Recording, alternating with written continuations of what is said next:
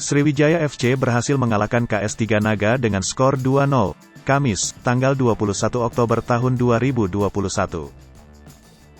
Berlaga di Stadion Gelora Sriwijaya Jakabaring, Palembang, Sriwijaya FC berhasil mengukuhkan posisi puncak klasemen babak penyisihan Grup A Liga 2 2021 sementara. 2 gol dari Dedi Hartono, 75, dan Imam Bagus Kurnia, 82, berhasil mengamankan posisi Sriwijaya FC.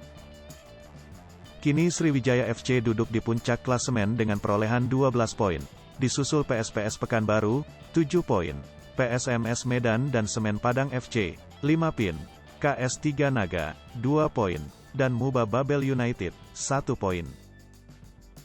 Terungkap, begini suasana ruang ganti Sriwijaya FC usai menghadapi KS Tiganaga. Wajah sumringah sekaligus puas menghampiri personel Laskar Wongkito.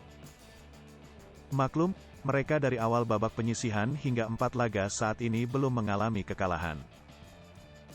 Sriwijaya FC berhasil menjaga tren positif selama mengarungi babak penyisihan tersebut.